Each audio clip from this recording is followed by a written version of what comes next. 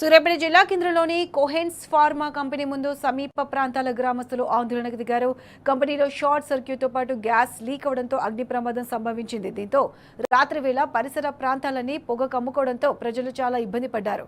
అగ్ని ప్రమాదంపై యాజమాన్యం కనీసం స్పందించలేదని స్థానికులు ఆగ్రహం వ్యక్తం చేశారు. అనుసంధాన కలయికతో ఉన్న ఈ యజమాన్యాన్ని తక్షణమే కంపెనీ మూసేయాల్సిందిగా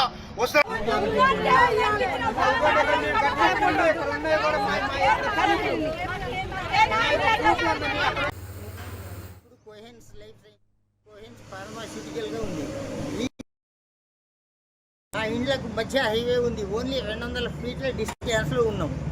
నైట్ 2 గంటల బావుకు శ్వాస మంచి గాఢ నిద్రలో ఉండగా శ్వాస ఆడకుండా అన్నట్టు గిక్కిరై మెలకు వచ్చింది. మెలకు వచ్చి కళ్ళు తీసి చూస్తే ఇంట్లో ఏమవుపడట్లేదు, మొత్తం పొగ ఉంది.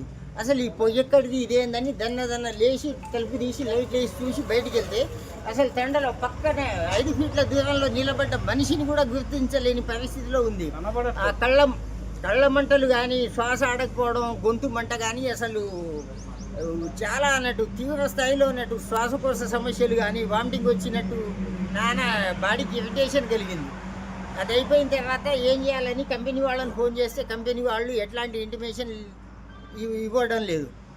అయితే డౌట్ వచ్చి నేనేం చేసిందంటే 100కి కాల్ చేసి ఇక్కడ స్వయం కంపెనీలో దుర్ఘటన జరిగింది సార్ అంటే, మీ ఇది ఎక్కడ అంటే నా డీటెయిల్స్ అన్నీ చెప్పినాక వాళ్ళు మాకు ఆ కంపెనీ వాళ్ళు ఎట్లాంటి ఇన్ఫర్మేషన్ ఇవ్వలేదని చెప్పి మేము ఇన్ఫర్మేషన్ ఇచ్చి 2 గంటల తర్వాత కాల్ చేసిన దాకా కూడా ఇక్కడ ఏం జరిగింది అనేది కనీసం పోలీసు వ్యవస్థకు కూడా వీళ్ళు చెప్పడం లేదు.